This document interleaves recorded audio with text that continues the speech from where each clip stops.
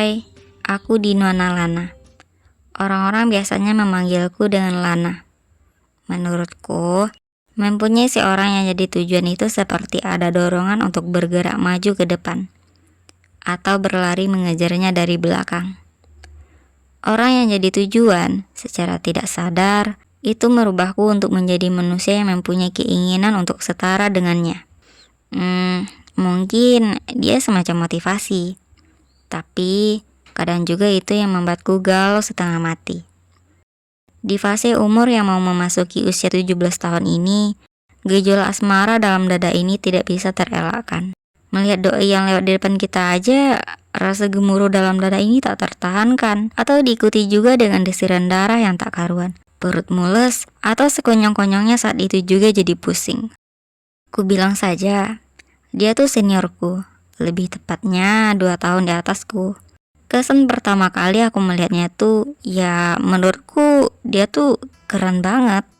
Dia bukan ketua OSIS, ataupun ketua basket yang tampan rupawan, tajir melintir, baik hati, dan banyak penggemar seperti kebanyakan yang diceritain. Tapi, dia hanya seorang koordinator bagian seni di OSIS, dan hobinya nulis. Dulu, sewaktu kelas 10, aku sering banget baca cerpennya di mading sekolah, atau novelnya yang udah diterbitkan ditaruh di perpustakaan. Dia juga pernah nulis cerpen di koran. Lalu oleh pengurus perpustakaan yang namanya Pak Zul, dijadikannya clipping dan ditaruh di rak paling depan perpustakaan. Saking bangganya bapak itu sama dia. Dan aku kenalnya sama dia juga di perpustakaan. Namanya Riandi Pratama. Dipanggil Rian. Karena ribet pakai R, jadi kupanggil dengan Uda Ian. Uda itu artinya sama dengan kakak atau abang. Beginilah sejarahnya. Waktu itu, aku duduk di meja pojok perpustakaan dan sedang baca novel. Terus di meja samping ternyata ada dia yang tanpa kusadari entah sedari kapan datangnya. Saat merubah posisi duduk, aku tidak sengaja menyinggol buku di atas mejaku dan jatuh ke bawah. Lalu aku bermaksud untuk mengambil buku itu. Dan ternyata dia juga punya niat yang sama. Di saat yang bersamaan, terantuklah kepala kami berdua. Lalu aku mengurungkan niatku untuk mengambil buku itu. Jadi, kubiarkan saja dia yang mengambilnya. Kamu gak apa-apa? Tanyanya selepas dari mengambil buku yang jatuh tadi. Dia menyodorkan buku itu ke aku. Dia menatapku, lalu mengangguk dan sedikit menarik sudut bibirnya ke samping. Wah, aku jadi pangling. Tapi sepersekian detik kemudian, matanya beralih ke buku yang kubaca tadi. Kamu suka ya baca novel itu? Tanyanya. Lumayan suka sih kak, jawabku. Oh gitu, menurutmu buku itu bagus gak ceritanya? Ya lumayan bagus sih, tapi menurutku penulis ini seperti newbie di dunia pernovelan kak. Kenapa menurutmu begitu? Ya cuma firasat aja kak. Iya, mungkin dia memang newbie kali ya, katanya. Kemudian mengangguk dan melanjutkan aktivitasnya lagi. Dan aku juga melanjutkan aktivitasku. Esoknya, di tempat yang sama, aku ketemu dia lagi. Dengan senyum kikuk aku menyapanya. Sebenarnya darahku sedikit berdesir. Nggak tahu kenapa, tapi tadi malam senyumnya melekat di benakku. Aku melanjutkan bacaanku yang sempat tertunda kemarin karena bel. Dan di sampingku, dia lagi gerasak-gerusuk seperti nulis sesuatu. Lagi ngapain kak? Iseng-iseng aku nanya, biar ada bahan obrolan. Ini lagi ngerjain sesuatu. Aku ganggu ya? Tanyanya tanpa mengalihkan pandangan dan kegiatannya. Enggak kok, sepertinya aku yang ganggu. Maaf ya kak. It's okay. Lalu ia memutarkan kepalanya ke arahku. By the way, kita dari kemarin di sini, tapi belum saling tahu nama. Oh iya, kenalin namaku Rian, kelas 12B. Katanya sambil ngulurin tangan. Iya, aku tahu nama kamu Rian kok kak. Kan sewaktu dari pengenalan lingkungan sekolah oleh OSIS kemarin. Oh iya, namaku Dinuana Lana. Kelas 10A, aku menjabat uluran tangannya. Emang juniorku ternyata. By the way, boleh request nggak? Request apa tuh kak? Panggil aja aku dengan sebutan Uda Ian, katanya. dan lalu mengalihkan pandangannya lagi ke buku di depannya. Oke, udah Ian. Besoknya di tempat yang sama, lagi dan lagi masih ketemu sama dia. Dan akhirnya kita bertukar kontak. Dia sering nanya gimana pandanganku tentang novel yang ditulis oleh Air, bagian mana ceritanya yang bagus, dan bagian mana yang tidak berkesan. Terus cerpen yang diterbitkan oleh Air di internet juga sering dia bagikan. Dan akhirnya aku jadi penasaran. Kenapa orang ini selalu merekomendasikanku karya dari orang itu? Emang dia seorang fans beratnya dari penulis itu kali ya? Aku jadi penasaran. Sewaktu itu ketemu sama Pak Zul. Kata Pak Zul begini, "Nuan, kamu mau tahu nggak siapa penulis yang bernama Air itu?" Aku jawab iya dong. Terus Pak Zul memberikan kode. Dia adalah seorang yang sering duduk di bangku sebelahku di perpustakaan. Kata Pak Zul, filosofi dia memberi nama panggung itu katanya, biar ide-ide yang muncul di kepalanya seperti air yang terus mengalir. Dan sekarang aku jadi mengerti kenapa dia sering merekomendasikanku buku yang ditulis oleh penulis yang bernama Air itu, yang tak lain adalah karyanya sendiri. Yang sedihnya itu, waktu setengah tahun lebih kenalan sama dia itu rasanya pendek sekali, dan dia lulus dari SMA ini, lalu melanjutkan kuliah di luar kota. Alangkah menyedihkannya hatiku ini, jauh dari panutan hati yang telah tertambat. Walaupun pertemuan kita hanya sebatas jam istirahat di perpustakaan, atau komunikasi kita hanya lewat handphone dan membahas tentang cerita fantasi, tak bisa dipungkiri bahwa rasa itu semakin mekar dari waktu ke waktu. Dan di hari perpisahannya, aku memberanikan diri. Berkat dari dukungan sahabat-sahabatku juga, aku mengirimnya pesan. Ian, nanti sehabis acara, kutunggu ya di lapangan takraw. For your information nih guys, lapangan takraw di sekolah kami itu berada di belakang perpustakaan yang berbatasan langsung dengan tembok yang jadi pagar sekolah. Waktu kejadian, aku memberikannya sebuket bunga mawar merah. Aku nggak tahu apakah dia ngerti dengan maksudku atau tidak, tapi udah, aku berikan saja. Selamat ya udah Ian, atas kelulusannya. Semoga jadi orang yang sukses ya, dan rencananya dapat terrealisasikan dengan baik. Udayan mengambil buket itu dari tanganku.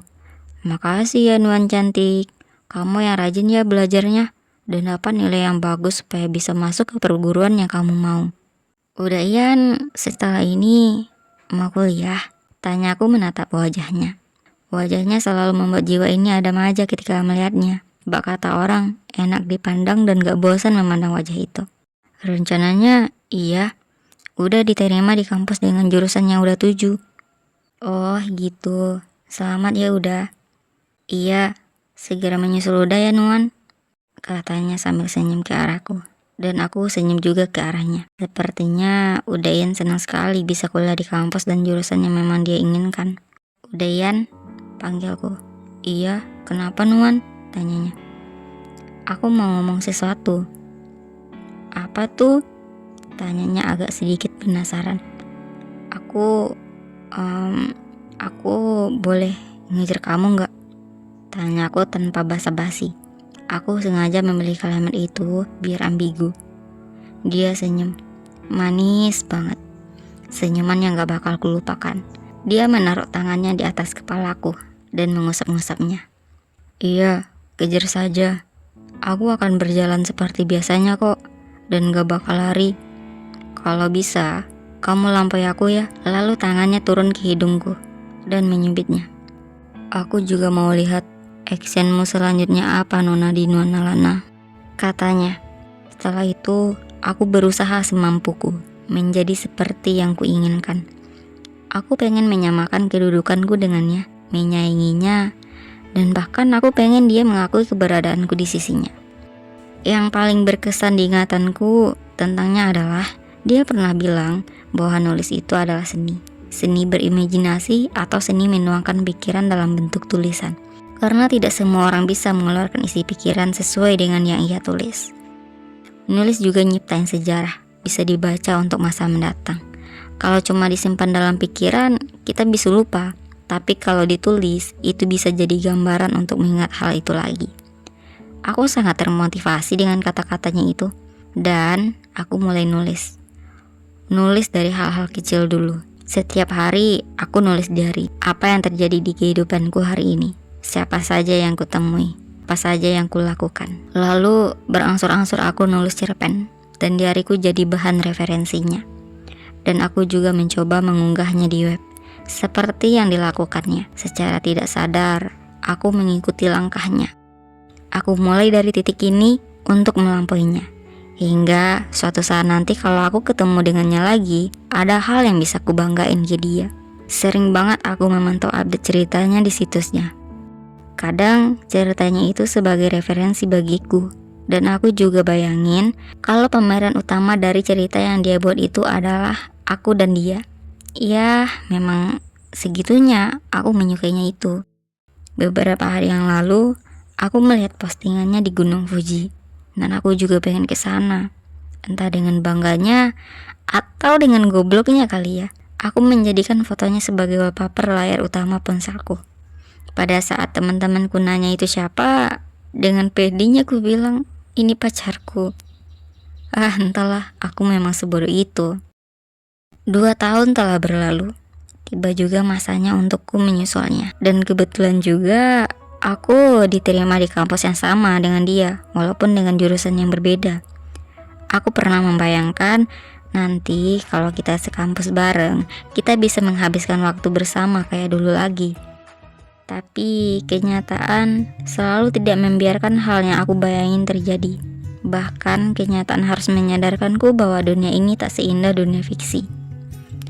Karena beberapa jam yang lalu aku ketemu sama dia di depan minimarket bersama seorang cewek yang digandeng di tangannya. Saat itu aku mencoba menormalisasikan keadaanku. Padahal dadaku rasanya bergumuruh banget. Agak sedikit pusing karena tidak mau menerima keadaan. Awalnya aku mencoba pura-pura tidak melihat mereka. Tapi malah dia yang menyapaku. Hai, Nuan ya? Dia melambaikan tangannya. Seketika tangan mereka terlepas. Hai juga, udah Ian. Apa kabar? Tanyaku basa-basi. Padahal yang kulihat mah, dia sangat sehat. Dan bahkan, mungkin sangat bahagia kali ya. Seperti yang kamu lihat, kamu gimana kabarnya? BTW, selamat ya, kamu udah diterima di kampus ini. Katanya sambil senyum. Bahkan senyumannya itu pun masih sama dengan senyuman 2 tahun yang lalu. Kalau nggak karena cewek di sampingnya ini, melihat senyumannya itu mungkin bisa semua masalahku akan terlupa ketika itu juga. Terima kasih udah. Dan kabarku sekarang seperti yang kamu lihat. Jawabku dengan mengembangkan senyuman. Dan cewek di sampingnya itu menggayat lengan hoodie udah Ian. Dan aku sangat paham dan baca suasana. Mungkin cewek ini merasa tidak nyaman melihatku ngobrol sama udah Ian. Oh ya udah Ian, aku duluan ya, bye. Dan aku berlalu dari mereka. Hati-hati Nuan, katanya dari belakangku. Yang awalnya niatku mau beli sesuatu di minimarket, enggak jadi. Seketika itu juga, semua hal yang kurasakan tidak enak. Siapa cewek itu? Kenapa digandengnya? Kenapa tatapan tak suka yang diberikan cewek itu padaku ketika aku ngobrol sama udah Ian tadi? Apakah itu temannya? Atau mungkin pacarnya kali ya? Kalau memang pacarnya, sudah berapa lama mereka bersama? Sudah sedalam apa rasanya udah Ian sama dia?